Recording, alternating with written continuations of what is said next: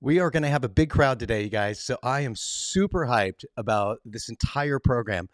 My name's Travis Parker, and it looks like I'm going to be stopping and going here as people jump in. Maybe we'll just play this for a couple minutes as people do jump in. But super excited you guys are here. Where's everybody from? Throw it in the chat box real quick. I'm going to see where everybody's dialing in from. I fixed my name, laugh out loud. Thanks, Hannah. I appreciate that. Pennsylvania, Hannah. I love it. We got two Hannahs there. Tumwater, Washington. I've never heard of that. I love it. Texas, Pittsburgh, Florida, Michigan, San Francisco, Oklahoma, Nottingham, UK. Yes, first overseas. Houston, Chicago, Indiana, New Hampshire, Jersey City, Leventon, Pennsylvania, New Hampshire, Olympia, Washington, Denver. Dope. This is insane. I love it. I love it. I love it. I love it. My friends, I will go ahead and get going. We will probably have people jumping in, so forgive me for going back down to my computer to admit people in. Do we have somebody else jumping in there?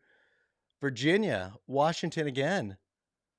One of our friends from Alley's Space. I love it. San Diego. Thanks, Heather. David from Denver. I love it. I love it. I love it. Again, I will probably be jumping into this computer to admit people into the program here. But we will be running the slideshow from this side. So you'll see me kind of going back and forth. There you go. There's somebody else. Sandra's jumping in on us. There she is. Welcome, Sandra. Welcome.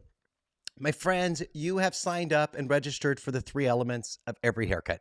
And I will tell you that this class is everything kind of funneled into 1 hour that I've been putting together for 36 years as a hairdresser. I've been so blessed to have an incredible career as a hairdresser. I've done a million different things throughout my career, but now I'm at a place where I'm behind the chair only 8 days a month and primarily focused on education and hanging out with friends like you. So this program really is, how do I simplify the process of haircutting? And just to put it simply, we have 120,000 hairs on average on any human's head. And defragmenting that, aligning it with intention, and understanding how to take our artistry and build that architecturally isn't easy. And so that's what we've called our program, Hairdressing Made Easy, this being a subclass of it called the 3 elements of every haircut. But I'm going to walk you through some fun programs or some fun step-by-steps on how we break down every haircut in our content, in our curriculum. And for me, every time I have the opportunity to working behind the chair. If you haven't already put it together, my name's Travis Parker. And at this place in my career, I work primarily for my academy, which is Travis Parker Academy. I'm an ambassador for Arc Scissors.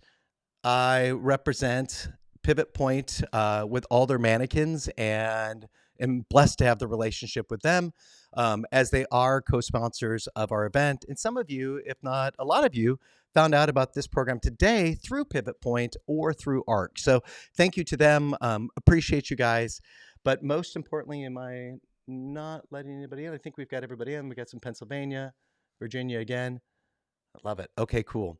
If you guys are with me and you're excited about the program today, give me a thumbs up or a smiley face or a heart in the chat box. I just want to let you know that, or want to know that you guys are all in, and I love it. Yay.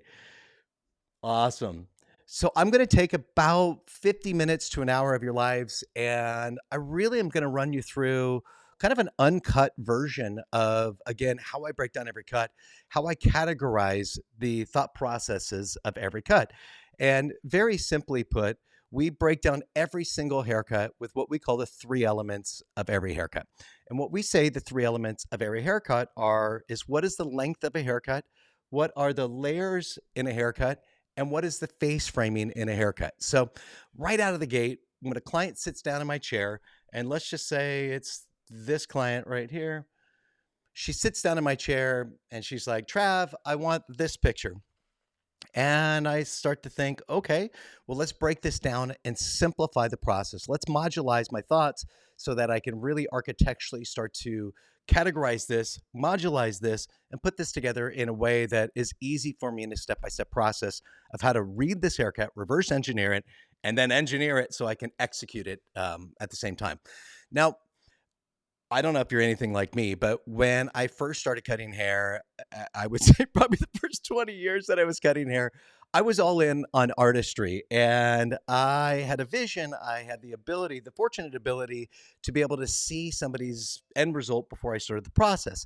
And artistically, I was I was connected to trend and I was very forward thinking in that way. And I was really drawn to aesthetic in an immense way. I mean, it really drove my entire life from music to the way I dressed to the way I adorned my own self to what I wanted to represent with my clients and help them build their next look. So artistry came first, and I was blessed to have that. But what I didn't have is a system in place, and I didn't really know how to break down a haircut. I could kind of knock it out with cutting a little piece shorter here, a little shorter piece here, or I would look at this image here and I'd be like, okay, well, the shortest length is right here. You know, there's another length right here, and there's maybe another length right here. And if you guys have ever heard of the three-layered haircut, that's kind of how I broke down haircuts. It was really more just visual and yeah, artistically. And then I got to a place where I was like, okay, well, artistically is cool, but I didn't have a lot of predictability in my work. And could I do the same haircut two times in a row on the same person? Or if I'd say five people walked into my salon that day and they all brought me exactly the same haircut, could I artistically pull it off on every one of those different people that had different formation in their hair? So different, whether it was straight, wavy, curly, coily, whether it was thick, whether it was thin, whether it had density that was thinner on the sides, thicker on the top, you know, something different in the back, curly in the back, straight in the front, or any of those other things. And again, artistically was a starting point for me because again, I had that sense of visionaire to be able to visualize it, but could I do it in a professional way that allowed me to rest and feel rested while I knocked it out artistically? So I want to break down this haircut right here so that actually I should say that haircut right there, so that you guys can see how I do it. Now, the way I'm going to do this may sound a little bit complicated the first time you hear it, but if you kind of just give me the patience to get through this entire program, I'll show you how easy it can be. Let's see. We got some more people jumping in. This is great. We got 46 on the call right now. This is awesome. Um, but it may sound a little complicated on the front end, but it actually can become very easy if we start to think about it in this modularized sense, again, of the three elements. So I'm going to create a tracer on my screen here. Let's see if I can get it up. Oh, come on, you little punk. I love the laughs. It's always fun, right, when this happens live. Oh, geez, it doesn't want to do it. So typically this will give me little lines I can draw on it, but it doesn't seem to want to be right now. All right, so anyways, we will not be drawing the lines on that because I can't seem to get that to happen on the iPad right now. But regardless, oh, there we go. I see it now. Okay, we are closer. All right, cool. I got it. I got it. I got it. I got it. I got it.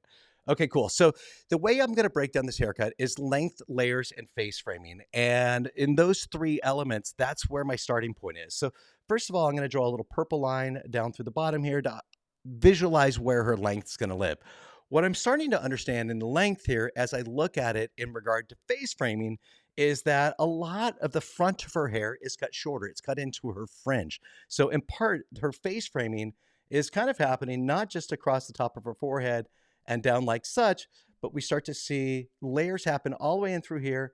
And then basically where I'm drawing that line back up there, I'm starting to understand from the back of the ear forward what is built around her face and where the layers live around her face. So lengthwise, I've got a flat line through the back. And then at the back of the ear forward, it immediately starts to recess into a shorter length that moves up around her face. And then over her eyes, I've got a flat line with a beveled edge over the temple region. That immediately is what I'm starting to think about in regards to the perimeter of her haircut. Now, when it comes to the layers inside of her haircut, what I'm really looking at is what is the shortest layer coming from the profile parting on the top of the head or the center of the head to the transition at the mid-recession, or what we call the parietal ridge. And that is the transition between the top of the head and the sides of the head. So let's see, our shortest layer is going to be about right in through there. And then basically it's about right there. So we see an expansion of length between those two blue lines right there.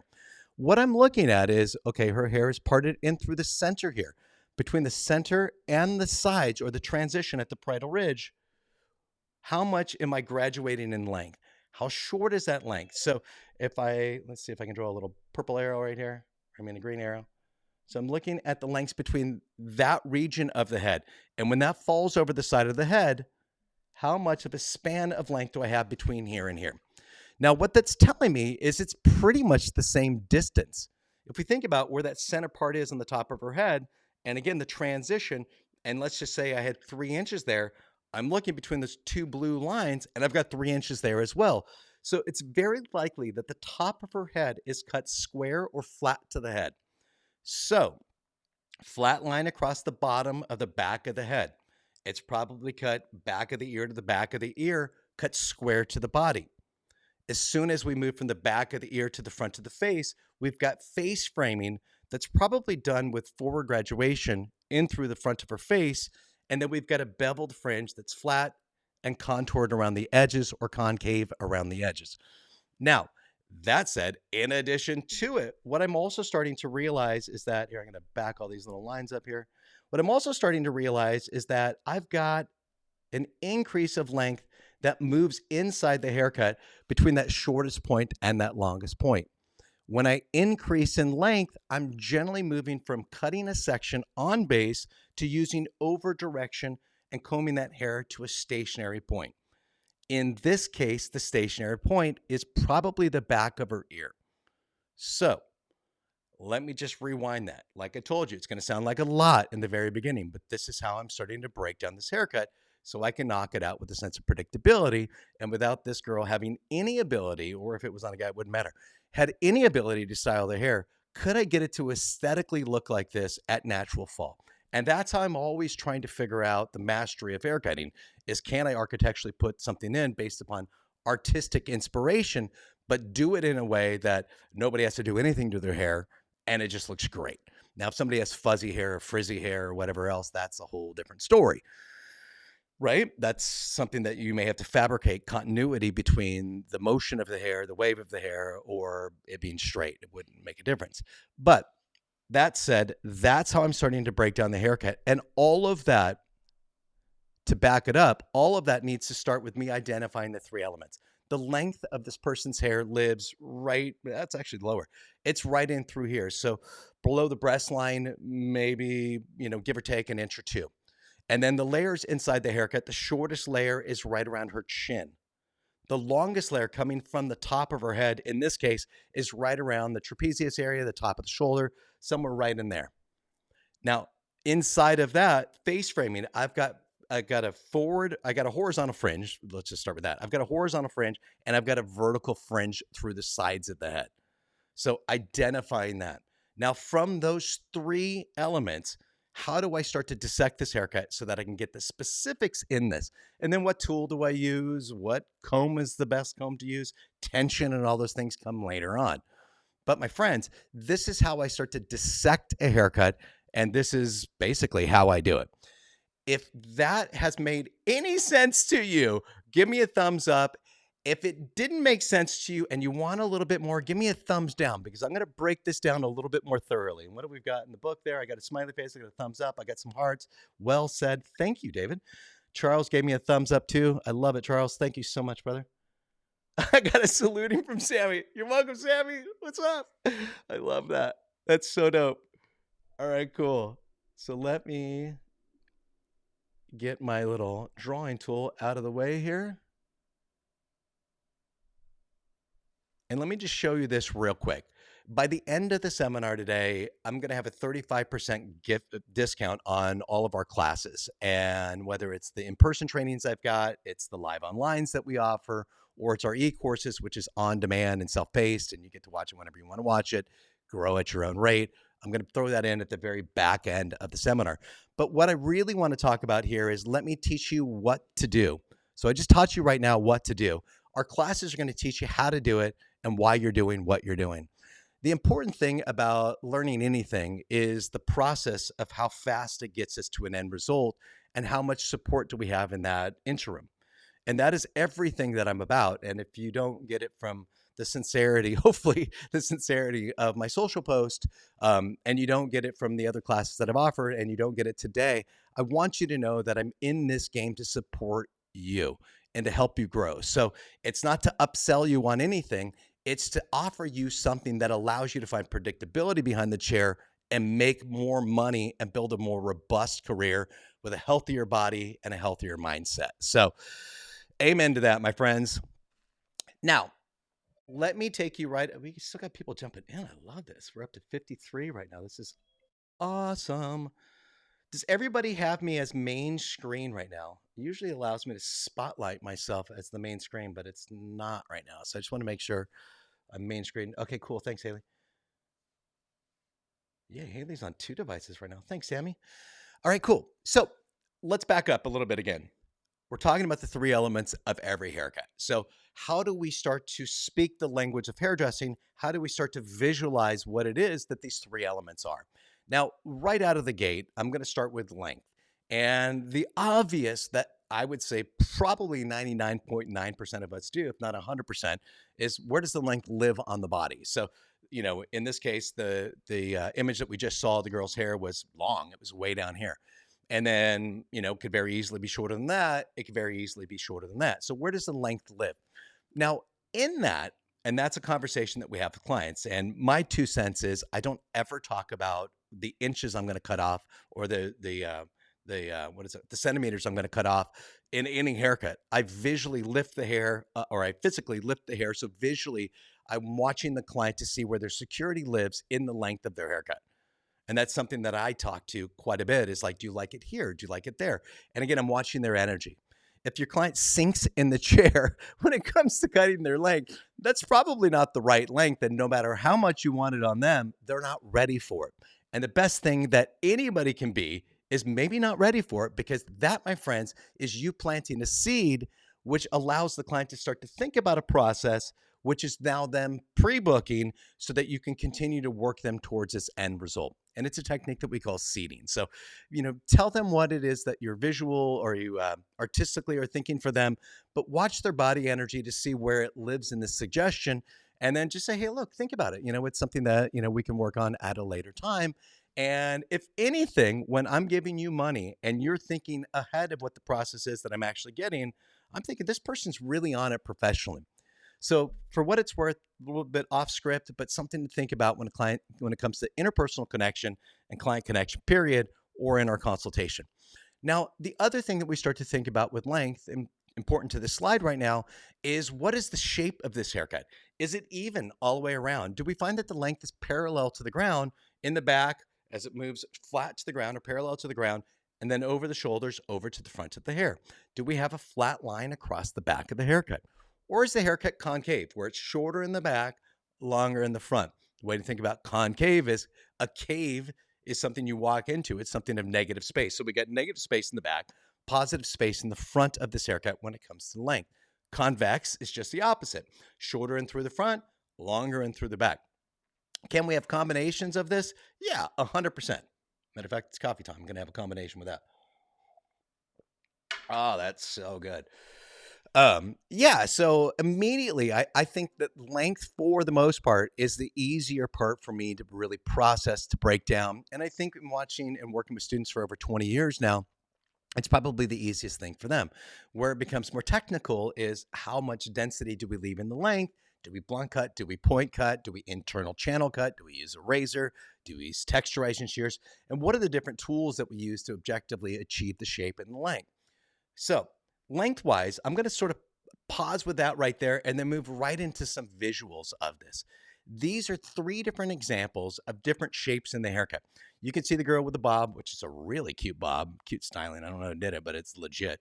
The front and the back are the same length. So I've got a flat line, and this is what I'm visually starting to think about. So if this client brought me in this picture, where does that length live in the haircut? This is something I'm talking to my client about. Now let's drop to the very center of the bottom. And when I look at the center of the bottom, Right corner of the screen offers view. Choose speaker. Thanks. Oh, you know what, Karen? Thank you so much. Let me see if that will work. I'm trying a new integration of Zoom and Ecamm, and Ecamm is a broadcasting software. So they just partnered with Zoom, and now the whole thing is integrated together. So the commands are a little bit different. Yeah, the commands are a little bit different than what it typically is. And from that drop down in view, it would usually have spotlight, but for whatever reason, it's not showing it or populating it right now. Anyways, thank you so much for the suggestion. I appreciate that. Down at the very bottom of the screen, what I'm starting to look at is those two arrows and the red line that I've drawn in there. The front part's longer than the back, so it's indicating it's concave. Concave is a beautiful shape with bob lengths. We see it a lot. It's really cool. What I'm starting to think about is a concave shape, the appropriate shape for this person's face. And does the lengthen through the front pull their face longer? Do I need to break that up with a fringe that's horizontal or some sort of vertical framing underneath the cheekbone or something like that to personalize it? Because again, if this is longer in the front and shorter in the back, that can have a tendency to pull the face more rectangular. Not a good thing or a bad thing, just cause and effect. So one of the things I'm starting to read in this haircut is, okay, the front's longer than the back. And then I'm talking to whomever that's showing me this image, how does it sort of complement them? The next thing I'm starting to think about is the third option in our length of a haircut is a convex shape. Now, this is an idea of a convex shape, a true convex shape. We can think about the traditional mop shape from Vidal Sassoon back in the day, and it was shorter in the front, and it just continued to round the head to be at its longest point in the center of the back. The butterfly haircut would actually be a great picture for me to have on there. That's a convex baseline as well, or perimeter to the haircut. Shorter in through the front there at that shortest point of fringe, and then that drapes the longest point in the back. We got that V shape happening in the back. So all of that said, let's take a look at how I might visually see the length of this girl's haircut. First of all, she's got insane hair, right? That girl's hair is ridiculous. Second of all, her color is stunning. So whoever did the cut and the color was spot on. But what I'm starting to think about is the round aspect to this head. What I can see between this side and this side is that I've got the same length both in the front. So it's a symmetrical haircut, which is just pointing it out. But I've got a flat line that's been cut to the round of the head. That is an important thing for me to identify with this person. Now, how I would cut this on curly hair versus straight hair might be objectively a little bit different, but needless to say, that's how I would start to identify simply the length in this haircut. Layers and face framing, I'm going to get into as we progress through our training here. Now, this girl's haircut right in through here, we've got, it looks like a little bit more length in through the front, a little bit of a shorter length in through the back. And so that's immediately identifying to me that I've got a concave haircut, A-line haircut, asymmetrical haircut. Graduated bobs typically are longer in the front, shorter in through the back. And that's how I'm starting to identify the length once again in here. Now, if you guys are with me so far, and this is rather straightforward, again, give me a little smiley face in the chat box. Give me a little thumbs up. Let me know you're in. I've got 51 people that can respond. Thanks, Alicia. Appreciate that. I got some thumbs up coming in. I love it. Cool, cool, cool. Smiley faces, celebrations. Thanks, Haley. Thanks, Megan. Thanks, Charles. Thanks, Allison. Robert, Jacqueline, Hannah. Yay, you guys. I'm stoked. Thank you so much for being with me this morning or this afternoon or this evening, no matter where you're at in your day, no matter where you're at in the world. And again, we got some people in the UK, so I know you're 6 hours ahead of me. And I don't know if we got anybody in South America or New Zealand, Australia area, but sometimes we do. So thumbs up. Thanks, Ty. All right, cool. So let me introduce this next slide before I get into it. We're going to be moving into the second element of every haircut, which is the layers in a haircut. Now, this is where I find, and as I've already mentioned it with the 20 plus years of teaching, this is where I find that a lot of us have hard times identifying what type of layers are in a haircut. We realize that the majority of haircuts have 3 different types of layers. Can there be combinations of these 3 types? Yeah, an infinite amount of combinations. But if we start to modularize our thoughts, we want to start to think about hairdressing in an easier way. So we really have three different types of layers. You may have different terminology from this or of this based upon where you went to school prior to this moment, but this is how we break it down with our language to find continuity in the messaging and in the language itself. So we are going to see that we've got a flat line across the top of the head. I've also heard it called square layers. We've got concave lines across the top of our head, which is our second type of layering or option, and that's typically found in longer haircuts. And we'll get into that in just a second. That's also called inversion. We've also got convex layers, which looks like a triangle on the top going this way. And that's also called traditional layers. You think of it as a pixie. We're using convex layers. A lot of our shags, mullets, mod haircuts, and things like that, typically done with these inside out techniques of convex layers. Now, the rendering that I'm about to show you is insane. It's so good, and you're going to love it. I think it's an incredible visual. And one of the hard things that I had in sort of my development with understanding layers was if I held the hair here and cut it in such a way and then let go of it, where would it live in that haircut? Would it create the shape that I needed it to create, or the movement or the supportive volume that I needed it to have? And I, for the longest time, had the hardest time understanding, okay, like what happens if I cut it this length versus that length, at this transition versus that transition, at this plane versus that plane. And I couldn't figure it out. So when I started putting this rendering together, which I've modified a million different times to get me to what you're about to see right now, I thought to myself, okay, well, let me just create lines and renderings that move the hair straight up from the head. And then we're going to see it being, not technically, but we're going to see it being cut. And then we're going to see where those lengths live around the haircut. What we will immediately start to see is that from our shortest point at the profile here to the parietal ridge, if we start to expand in length, this is called concave layers. The longer that starts to travel, the longer that will live in a haircut, and typically is found in longer haircuts. In the next rendering that we see that we, instead of cutting it out like this, we cut it from the center straight across the top. And we start to realize that that has an ending point that may connect to the base of the haircut, or it may not. And if you do flat layers on every single person, and then you realize that the bottom doesn't connect to the layers, well, you cut that longest bit out so it doesn't reach the length of the haircut. And then convex layers are going to be our shortest types of layers that work inside the haircut. So it's going to go through a little bit of a process here. But needless to say, what I want you to realize or see is that when the blue lines draw up and then they're cut where it falls on the side of the head, the next one's going to be a little bit longer. It's going to drop down to a lower point. The next one's going to be even longer. That drops to a lower point. That's our concave layers. Now in the flat layers rendering here, we're going to see that we take it from the same length in the middle straight across the top. And we look at that little round circle at the very bottom of her ear right there. And we realize compared to the concave haircut, that's shorter up.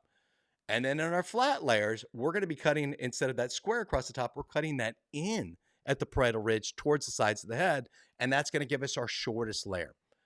So those are the three basic types of layering patterns or designs that we can create in a haircut.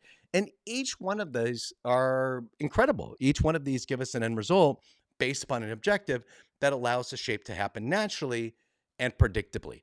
But let's take a look at this next rendering. And does anybody need to see that again? Because that's a super important visual right there. Does anybody need to see it again? Or are we good to go? If you want to see it again, just tell me I do, and I'll throw that slide back in there again. We'll reroute it. Yes, yes, yes. Okay, cool. I don't know if you guys can screen record or take pictures, but I might want to screen capture this or take pictures. Just once, please. Okay, cool. So let's go back in here again. We're going to see our three different head shapes here, our three different types of layers. The first section on each one of these renderings is exactly the same length. If I've got a haircut that's longer down and through here, I need to take it from its shortest point way long so it reaches the bottom of the haircut. So that's typically going to be my decision to move towards concave layers. My flat layers, I find a lot in mid-length haircuts.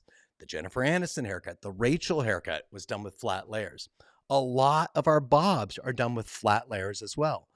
And then our convex layers, which is the third one on there, is typically what we use for pixie haircuts, Bixie haircuts, mixies. A lot of mullets are done with this.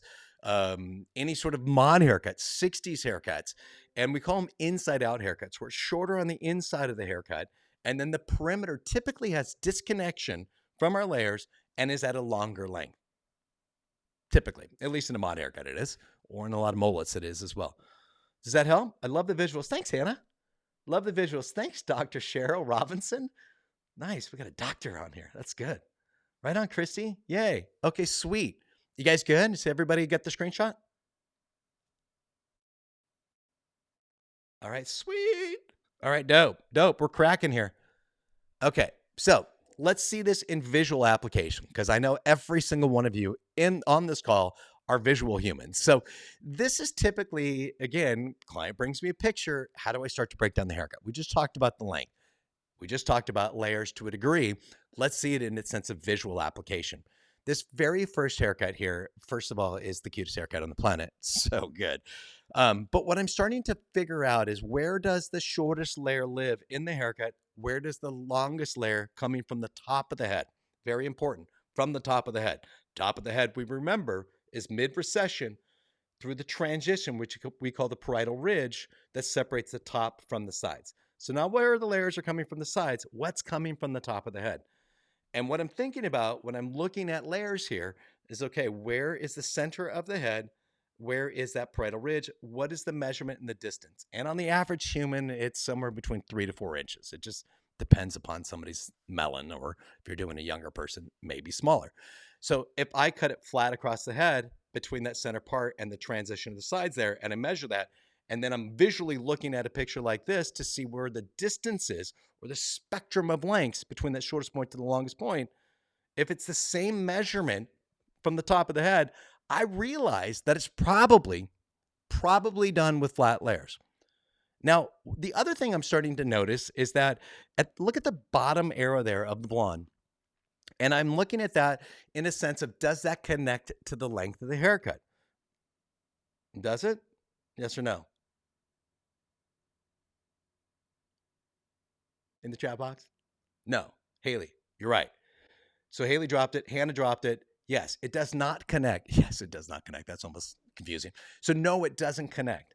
But if we wanted to connect that to the bottom of the total length there, all we would need to do is, instead of cutting it flat across the top, we'd cut it from the center longer to the parietal ridge. So it increases in length. So that now that length, as it travels to the base of the haircut, is going to be the center picture at the bottom there. We see that the layers at the bottom with the brunette here travel from our shortest point to the longest point, which is the length of the haircut. So everything connects. So if it doesn't connect, it's almost like elastic. We just need to pull it further, right? So it travels all the way to the total length of the haircut, which also builds weight through the bottom of the haircut. And again, this is not right versus wrong. This is cause and effect.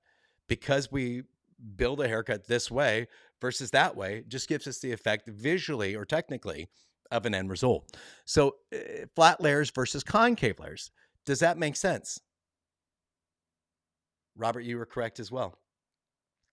Does that make sense? So if I've got somebody that got longer hair, or say the bottom of the hair, there's like 3 hairs at the base of the haircut, like there's barely anything there, and they're like, Travis, don't cut my length. And I'm like, you literally have like strings at the bottom of your head, which is what I'm thinking, right? So what I don't want to do is take weight from the top of the head and make it so short that it's disconnected from the bottom, and there's less total density at the base of the haircut. So I may objectively want to create concave layers, so I've got more hair meeting the bottom of the haircut, yet I've still got some movement and shape within the haircut. Now, can you explain the blonde? Yes, I can. So re-explain the blonde. Forgive me. So if I'm looking, let me come over into a rendering here. If I'm looking at the shortest layer in her haircut, it's somewhere right in through there. With me so far? If I'm looking at the longest layer inside of her haircut, which again, all of this is coming from the top of her head. If I'm looking at the longest layer coming from the top of her head, not the sides there, I'm looking for the first shorter point and then the second longer point. It's about right in through there. Now, if I measure the distance between that shortest point and the longest point, and then I measure the distance between the center of the head and the transition between, at the parietal ridge, at the transition between the top and the sides, I'm realizing that that's pretty much the same length. It may not be exactly always the same, and it kind of just depends upon how it's approached. But in a most simple way to put it, it's pretty much the same length. Now, let's just say I've got my shortest length right here, but I want that length to come all the way to the bottom there. So instead of, and I'm just going to create another color here, instead of cutting this flat across the top and everything comes straight up to that, I need this little area on the side here to meet a lower point in the haircut. So in essence, I would want to cut the hair more of like a V. So I'm going from a shorter point to a longer point. So that travels all the way to the base of the haircut. And if I'm like, yo, that's not exactly what I want, Travis, I want to do this exact picture here. And I want to create the shape of this haircut so that it's got this S shape sort of curvature to it. And on both sides, you can sort of see that indentation that I've drawn on each side there. I'm realizing that I don't want that extra length on the sides here. I want to cut that flat across the top. And then that's going to have disconnection from the bottom, which gives me this silhouette that somewhat mimics an S shape or the letter, literally the letter S. Does that help at all?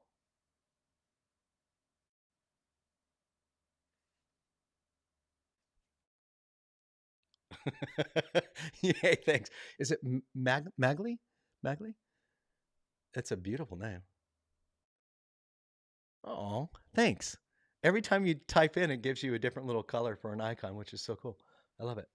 Oh, thanks, Reginald. Reginald or Reggie. I'm sure all your friends call you Reggie, so I'm gonna go with that. This is awesome. Okay, cool. So let's jump over to the very far haircut. We're gonna look at the redhead right now, and this is our example of convex layers. Now, hey, yeah, thanks. So we're looking at this next haircut, and this is popular right now. We're seeing a lot of visuals of this on social, for our hipper clients or clients that are like, hey, I want to sort of get that trendier look. We're seeing a lot of convex haircuts right now, which AKA are shag haircuts. Not every single shag needs to be cut like this. Not every single shag is cut like this, but needless to say, this is typically the layering pattern. We got Bree joining in with us right now. This is typically the layering pattern that we would use if we're creating, again, what I call an inside out haircut. So shorter on the inside, longer on the outside. Doesn't usually technically connect. Visually, it may blend, but technically it doesn't connect.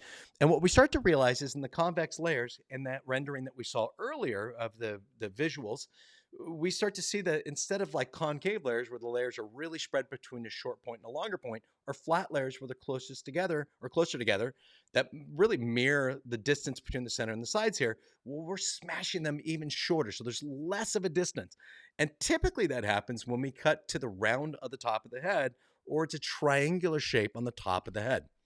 It looks like I call it the little Peter Pan hat, something like that. And what we start to see in this rendering here is between that being the shortest little length in there and this being the longest length coming from the top of the head.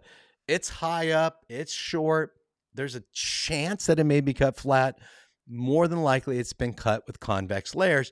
And then the radical part of this is that between right there and down here, that's not blending from the top of the head at all. That's probably cut visually, artistically, if not freehand cut. So not, again, a right thing or a wrong thing, just cause and effect. So which type of layering pattern will we use to get the right end result that complements the visual that our client showed us? Now, what we're not talking about, and I mentioned it earlier, is that if somebody had thicker hair versus thinner hair, if somebody had straight hair versus curlier hair. Right now, we're just starting to prioritize and modulize our way of thinking so we can read a picture. So we can start to reverse engineer it so that we can start to put it together, as I mentioned earlier, in a step-by-step manner that allow us to have a process. From there come the almost the disgusting realities of all the other things that take place in us finding mastery in haircutting. And all of that comes with experience and time and all the other things. Let's see, the craziest light bulb just went off when you explained the space between the layers depending on the form of the layering you are doing. Nice, Robert. I love light bulbs. All right. If you guys are like Robert and you're starting to kind of see some light bulbs go off, or you're having that vibe, you're having that feeling, throw it in the chat box because it totally ignites me and it makes me stoked that we get to hang out and share all these things together.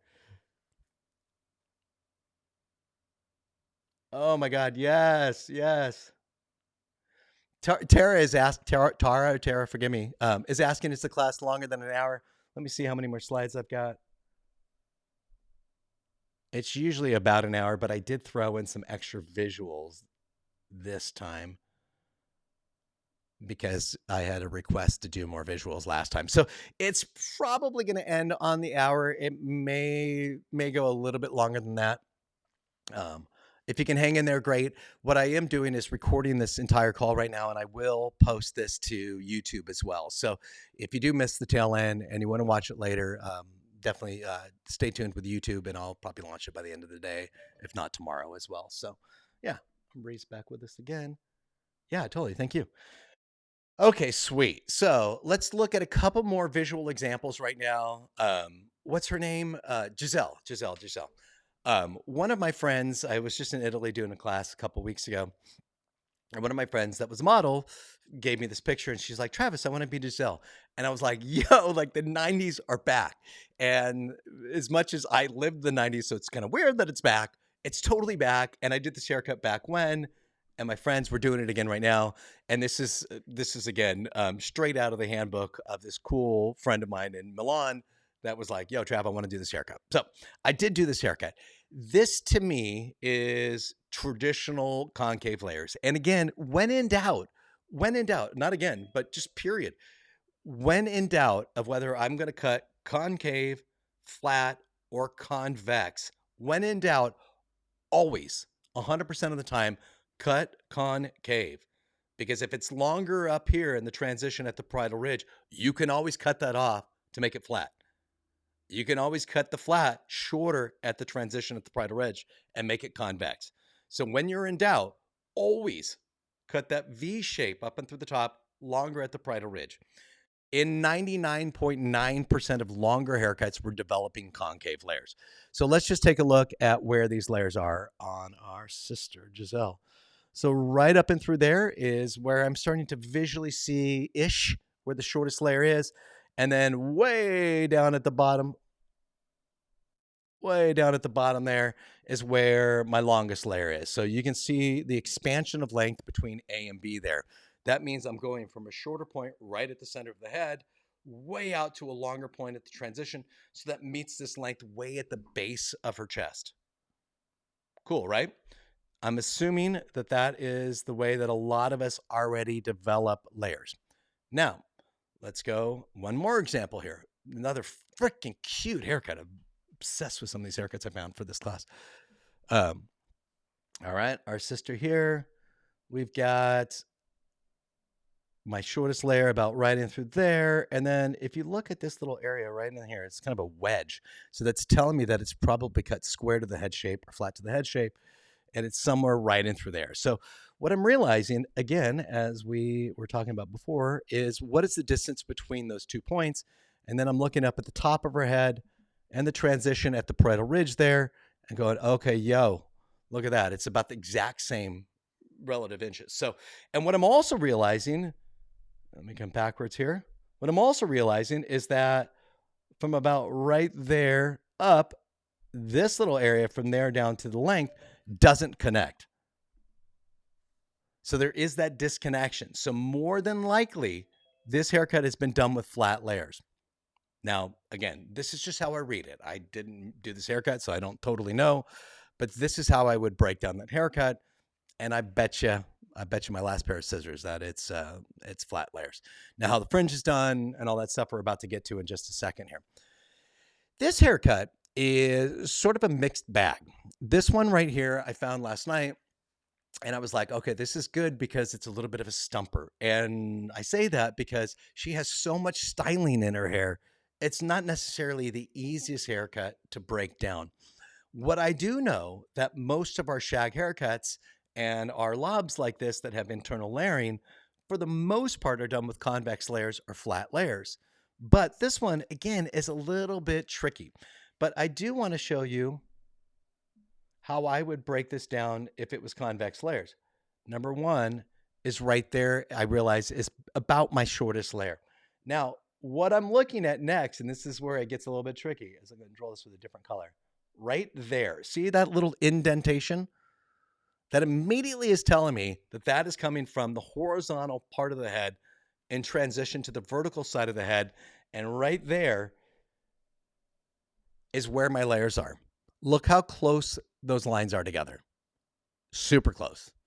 The entire top of her head, to me, has been cut with that much distance between, which is cut to the round of the head. Everything between that, or everything from that lower green line to the bottom of her haircut, I think has probably been cut visually either with a razor or cut from that shorter point and just freehand cut all the way to the base of the haircut. And then they built some face framing around her face, which is a little curtain fringe there off her cheekbones, probably softly connected that, building it to natural fall or using floor grad around her cheekbones there. But that's how I would break down that haircut. And that, my friends, whether it's this picture specifically or a picture like it, is a picture that I'm getting all the time from clients. It's definitely popular. So yeah, for what it's worth, that's how I would break down that third haircut with respect to layers. Now, lengthwise in this haircut, actually, I should probably say this. Lengthwise in this haircut, let me come back to my little rendering here, is I'm realizing that lengthwise, she's probably got more length in through the front there than in the back. So she's probably got a concave baseline in her haircut. So shorter in the back, longer in the front, convex layers inside the top of her haircut, and freehand blended between the 2 points of the longest layer coming from the top and the base of the haircut. Coolio? All right. If you've learned something, give me something in the chat box right now. I don't even care what you write. Just give me something in the chat box that tells me that you are gripping what we're saying right now. Oh, I love when Sammy does the salute. That's so bang on. Yes, Ty. Good information. Yes, thank you. You're welcome. I got a star from Charles too. Thank you, Charles. David, Robert, Emily, Jasmine. Woo! We're crushing it. And we're pushing towards the back end of the haircut. Back end of the class. And I do have 12 minutes before the hour. So whoever asked me earlier, I got some cat with smiley faces on there. I love it. Picking up what you're putting down. Yes. Thank you, Christy. Thank you, Rachel. I can't go back up, but somebody else wrote 1, 2, 3 classes. I love it. Megan, thank you. How to blend in with a thin bottom layer. Megan, and thank you, Heather, for the heart there too. Megan, are you asking me like if we've got really thin hair towards the bottom there, how do we blend that layer to the length without thinning the bottom out? Is that what you're asking? And feel free to unmute if you want to. It's easier to explain. Thanks, Reggie. How to blend in with a thin bottom layer. I mean, first of all, there's a lot of different scenarios that could play into that, Megan, without totally knowing what you're saying, and definitely drop it in the box with some details there so I can be more specific. But if somebody has less hair per square inch and the diameter of their hair is finer, I realize that I'm dealing with less altogether, less integrity, less. How to blend in with thin bottom layer, like you had mentioned earlier. Yeah, so first of all, if somebody had really thin hair and they wanted that last haircut that I just showed, the girl with the shag, what I would probably do is instead of taking that convex layering to the parietal ridge on from the center to the parietal, I would basically create my main sectioning pattern between the center profile to somewhere in between the parietal ridge and the center of the top of the head. So my layering would be in, if you could think about it like a mohawk, my layering would be in a skinnier little area. So therefore, and then thereafter, I would have more hair hanging down into the length, so there's more weight. And so again, this is where the mastery comes in of, same haircut on 5 different people that walk in, and your fifth person's got 4 hairs on their head, and you're like, oh shit, like how do I do this? And so you just have to technically decrease the amount of space that you're building your layers within and increase the amount of space that's meeting the bottom of the haircut so you don't thin it out too much. This also may not be the right haircut for a lot of people that have finer hair as well. So, that's something that I would think about too. Where they think they have so much and they don't want length, but they want layering. Yeah, and then you may sort of abort all 3 of these and just freehand a couple little shorter pieces in. So, that might be something that I think about as well. So, yeah, for what it's worth, it's I think it's, yeah, it just kind of depends upon the situation. And let's see. Wait, did I just switch screens here? Am I still main screen for you guys? I clicked something and it took me off main screen. Okay, hopefully I'm main screen. Oh, you know what? They moved the spotlight. Bam, there it is. Sweet. Okay, well, I figured that out at the end of the class. That'll be great for next time. No. Oh my gosh.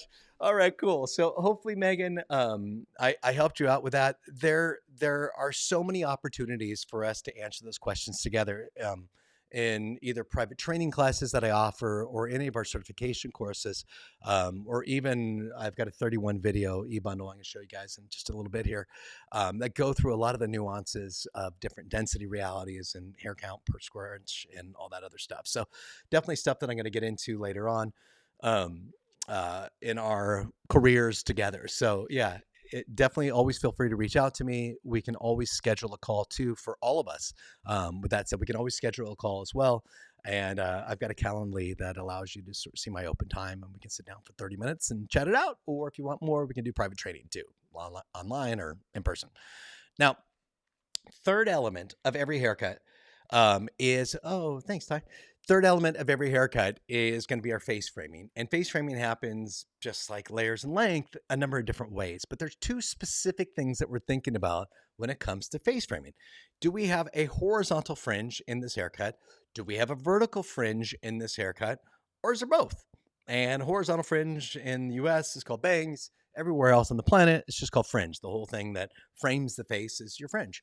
But so specifically, do we have horizontal happening and vertical, or do we have both?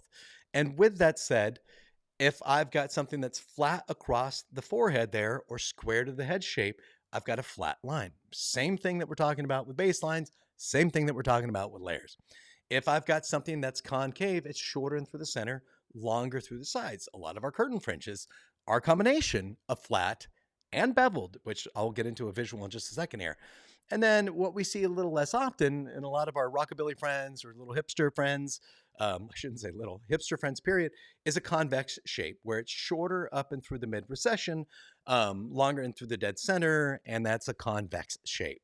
So pretty straightforward. Now, in cutting course 3, my third certification class, we get into bone structure, facial shape, 14 million different ways to cut fringe. Clearly not 14 million, but a lot of ways to cut fringe, to bevel the line, to decrease weight, to increase texture. We use razors, we use texturizing shears, we use all kinds of elevation and distribution. But for the most part, again, in just reading the 3 elements of the haircut, does this haircut have, a flat fringe? Do we have vertical framing as well? And I would say in this one, we've got both. So we've got a really beautiful square fringe in general, though. Let's see. Sorry, I'm getting a little message here. Allow recording. Sure. Um, all right, cool. So right out of the gate here, I'm realizing that this really cute haircut has got a flat fringe across it. It's squared across the edge there. So they did not cut that to the round of the forehead with a flat line. They've cut that flat, but square to the forehead, which leaves additional length at the parietal ridge here over the temple region of the head. That also, if it was on straighter hair, you would start to see an increase in length that hits over the cheekbone there. On top of that, I do have a little bit of disconnection between right there and right there. And then I realized that part of the baseline, part of the framing of the face here is convex. So vertical framing here, but it's convex. It's decreasing from, increasing, I should say, from a shorter length to a longer bit. And then the length in this haircut is cut to the round of the head. So full perimeter of the haircut, flat across the bottom of the back, and then decreasing the length up to the cheekbones, a disconnection between the cheekbone itself and where the fringe lives, which is a flat line. Now, again, getting into the details of how to build this fringe. Oh, we lost Megan. She's back. Getting into the details of this fringe has everything to do with, best practices and all the different things that we share in all of our different classes. But that, my friends, is that cute haircut. If anybody wants that haircut, come to San Diego because I want to do it on you. All right. I love this one too. This is a good one. And this is a really great example of all three elements. So I'm going to break down all three elements, but let's start with the face framing on her. First of all, she's got this really cute little jagged fringe through the top there, which is still a flat line. It may have texture to it. We may have a distribution of weight across the cut line there, but it's a flat line. And that's taken, if you notice, from the arch of the brow to the arch of the brow, flat. And then from the arch of the brow to it looks like probably, I'd say arch of the brow to maybe low recession here. We've got that increase of length, which is part of our curtain fringe there. So what my assumption is that they've done is they have created a small little triangular section there for the flat portion of that fringe. And then from there to the sides there, they've created a second sectioning pattern. Oh, that's a bad line.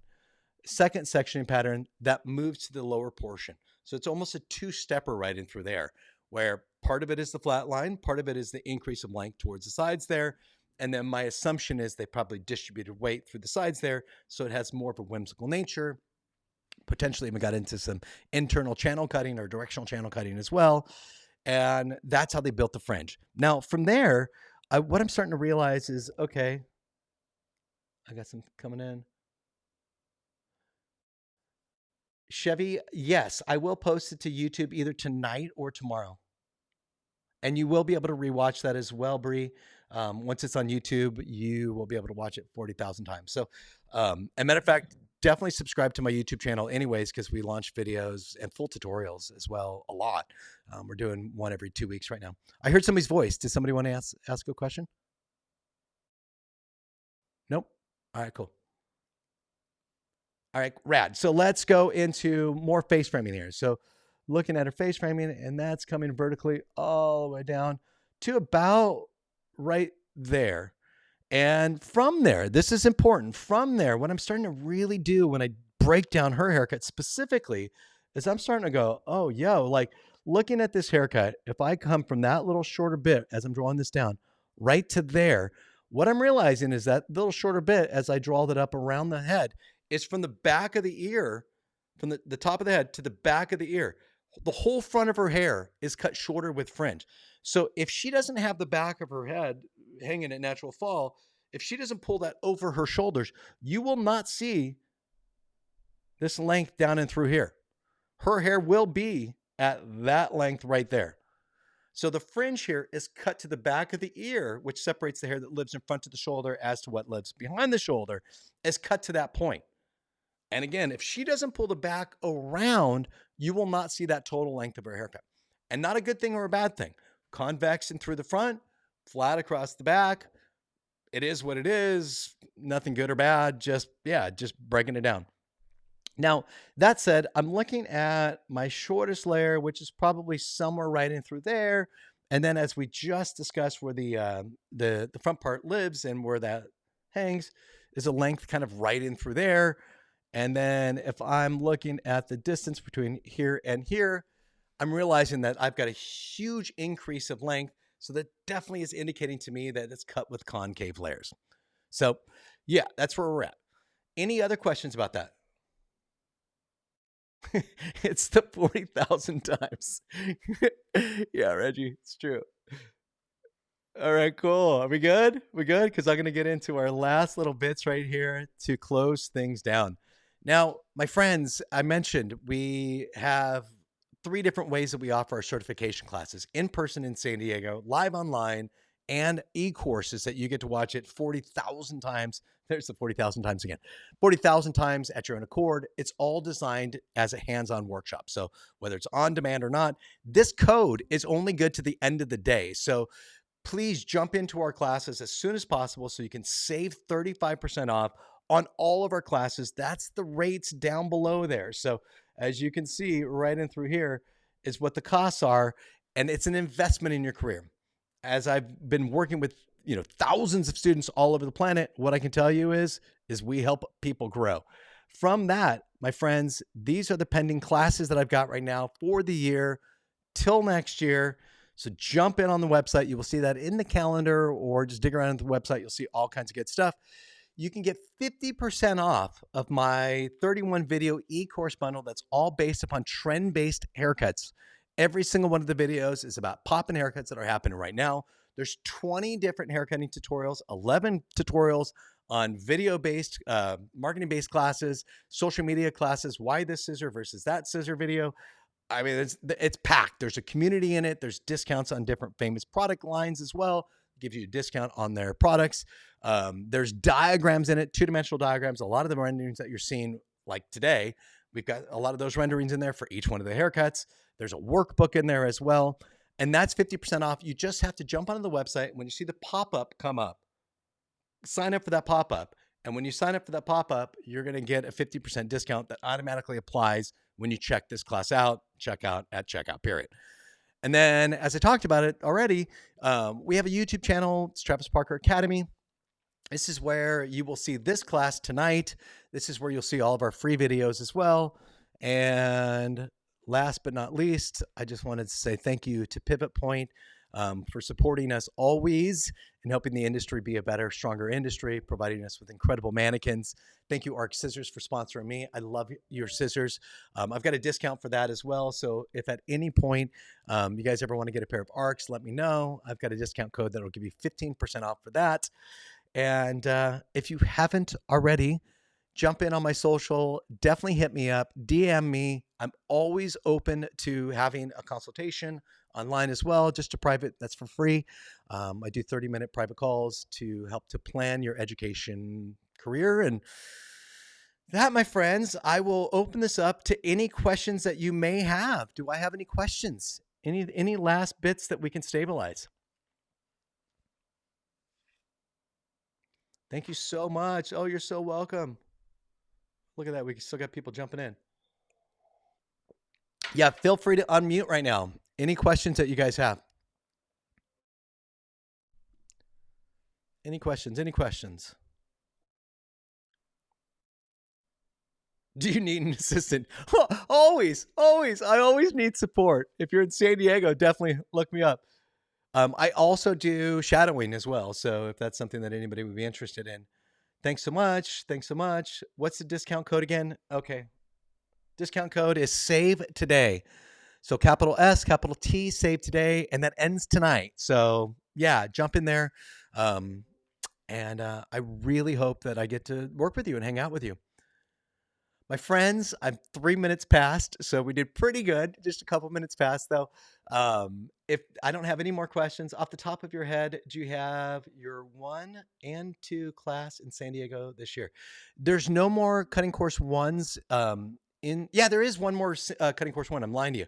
There's one more cutting course 1, September 8th and 9th, I think it is. Yes, September 8th and 9th, and there are 2 more seats for that.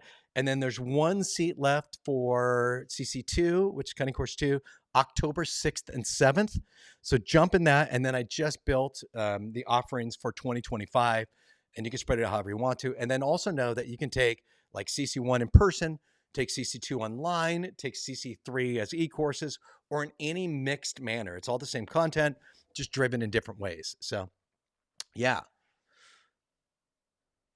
Thanks, Reg. Appreciate you, man.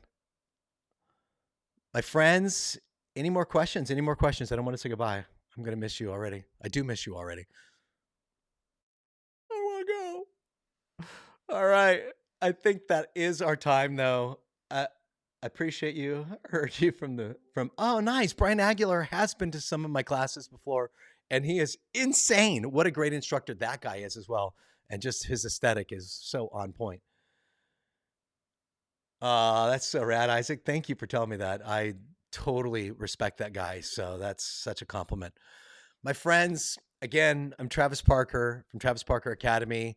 I love you. Thank you so much. I love our industry. Any way that I can help you grow, our friends grow with in-salon training, any of our programs, private training, please reach out to me.